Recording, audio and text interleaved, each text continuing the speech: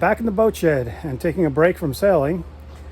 So as you can see, the boat shed is empty, as is the trailer, with the boat being replaced by this enormous box which contains my new dinghy, that being the very reason for my being here. So in the past I've had a number of roll-up dinghies, which are great for convenience, moving them around, compact storage on deck. Only problem is they do not turn very well, barely. They're very hard to get to turn. Also, the floor is typically either inflated or wooden slats, meaning that the floor is not very durable, and will abrade easily when grounded. Beyond that, there are hard dinghies, such as the Walker Bay 8, which is a relatively common hard dinghy. These are really good for rowing with a set of oars. Also, they are very durable. There's a video of someone hitting it with a sledgehammer. And also relatively inexpensive, although they're no longer being made. You can find them in the used marketplace for very, very little. However, they do take up quite a bit more space than a roll-up dinghy. And the worst part for me, anyway, is that they lack stability, and that's important because I need something that my wife can get into from the water. Also, there's a limitation on how big a motor you can put on it. I don't think they can take much more than a 2 horsepower.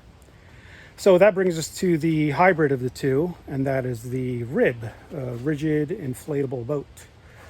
And the one I've selected is this West Marine 260. And it's kind of got all the features that I need. Of course, it's got the hard bottom. It's very stable because it's inflatable. It could take a larger motor, although my motor's only 2 horsepower. And I believe it'll store well on deck and even in the cabin when it's deflated. So that brings us to the material, which is PVC. And this is going to require a set of Dinghy Chaps to cover it up. Otherwise, the PVC will turn sticky within a matter of months and then continue to degrade from there.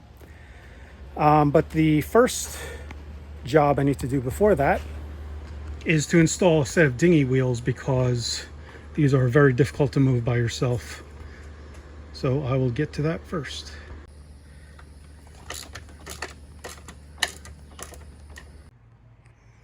Okay, easy enough. I did realize that there was a wooden core inside this fiberglass transom, so once I drilled it bigger, filled it with epoxy, and then drilled a smaller hole in order to protect that wood from getting soaked if there's a leak. Well, that's much easier to move around. Okay, and now getting to the meat of it, and that is the Dinghy Chaps. So I've inflated it here in my living room. And the main materials I'm going to need are this umbrella, which is actually quite expensive, but I did get a good deal on eBay.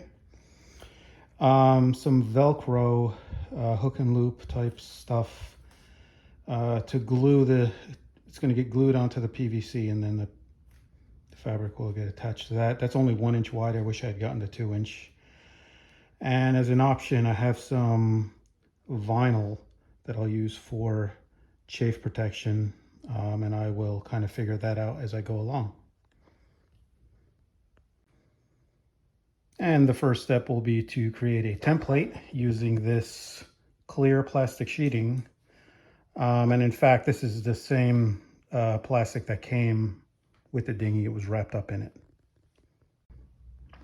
And with that, I have the first template finished, which may be a little difficult to see since it's clear.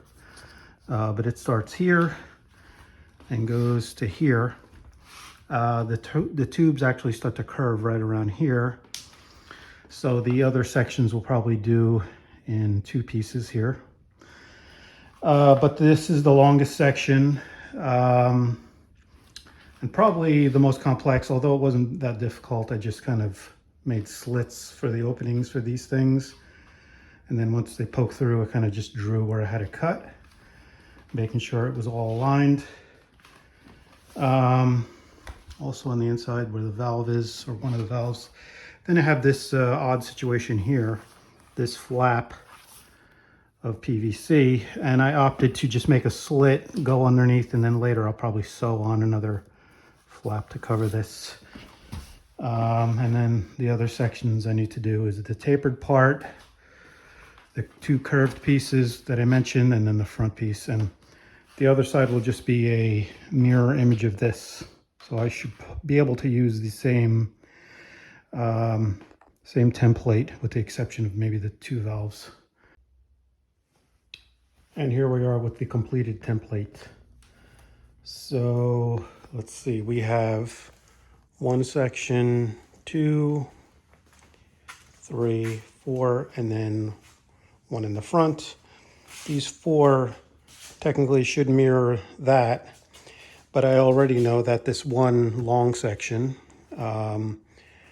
in addition to the 2 valves, as opposed to the one here, does not line up exactly because these 2 things are offset. So I'm going to, when I do that side, I'll just tape on a piece of plastic and redo the holes for those. I've now transferred that template to the red umbrella. I don't know if it's going to show up here on the video, but I just used a black Sharpie to kind of outline where I'm going to cut. This is 12 yards, and I should have a little bit left over. So I've only got the one side here and then the front piece, so I got plenty more left over for the other side. And I'm going to use this inexpensive hot knife from Harbor Freight that I modified with a little bit of grinding a little curve into it. But if this doesn't work, I'll just cut it with a scissor and then just melt, just go over the edges with a flame to kind of melt the cloth from fraying. Yeah, that hot knife is just too slow. Now have the one side done plus the front piece, and I've just kind of laid them on top for now to get an idea. And the cutouts all seem to be fitting pretty well. I did have a bit of a mishap here when I was flaming the edges, the raw edges.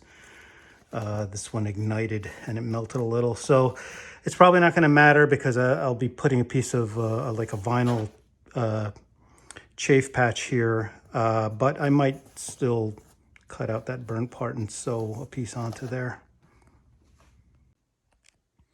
And now I've got the other side done and seems to be coming along. I've got the seams attached with blue tape. So the next step will be to figure out how to connect them.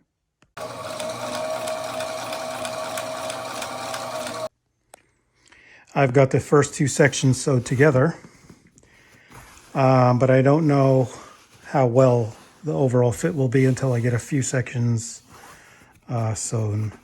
So I just joined them together here and then I folded it over and stitched through. So there's 2 stitches, and that's, I guess, called a flat felled seam. But I'll do a couple more and then see how it looks. Okay, so I've got all the panels sewn together now and starting to look really good. And it actually went together rather easily and quickly. Only problem I had here was this one panel. I had actually sewn it the wrong way, so I had to unstitch that and put it back together. So yeah, this went together really quick. I think the only thing I didn't do is do little triangular pieces, which I'll do now. And that's done, these little triangular pieces. And I've even attached a little piece of vinyl to this because I think I'll be using the screw to hold it down. Also dresses it up a little bit. So the next step will be to work on the Velcro attachment, starting with the outer edge here on the canvas itself. I'm going to kind of fold it over and then sew the soft part of the hook and loop, Velcro, whatever, to that. And that took quite a while because I ended up doing 3 stitches through this part of the Velcro because one of them was not close enough to the edge. So that part is done, but before I do the inside, I need to glue the other side of the Velcro to the tubes. All right, so progress. Here's the Velcro glued on, and I had to do a little bit of experimentation. So at first I tried using this contact cement, and it stuck to it, but it wouldn't hold for very long. So then I moved to this highly recommended Ep.66. But the caveat here is the instructions say to let it, after you apply it to both sides, let it tack for 2 to 5 minutes. But I found that it tacks up within about 15 seconds. So I had to work fast. So I just did small sections, as you can see here. And after it dried for a day, it held on very well. And the outer edge is done. So the next step will be to repeat the last 2 steps. Sew soft Velcro to the inside of the cover, and then glue on the other part to the inside of the tube. All right, so I've got that inner Velcro sewed in, including all of these pieces here.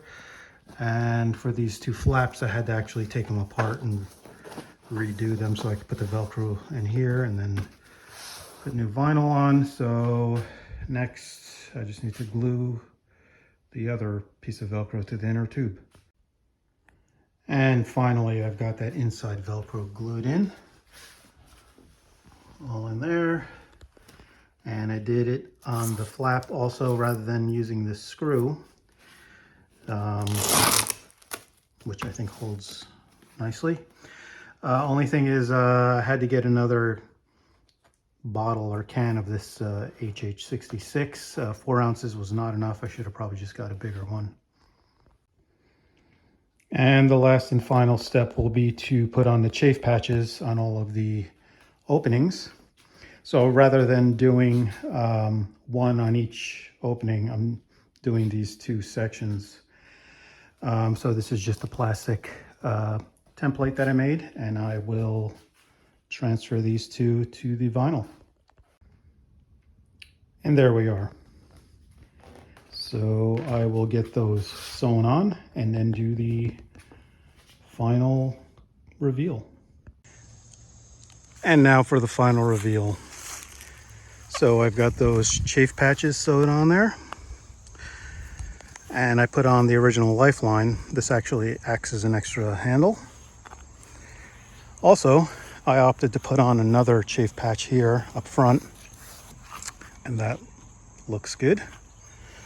I put on chafe patches on those little valves there and there. And one final addition was to bind the edges here and make a draw cord opening or tunnel with that. And that's really not holding it on there. It's just more like for aesthetics. Just it keeps this from kind of flopping up, and easily moved around with those new wheels. And the original orders it came with, and the seat will go in the slit here on both sides. And my little 2 horsepower Honda will go on the end of that. So I think that's it. Getting this over to the boat and back to sailing.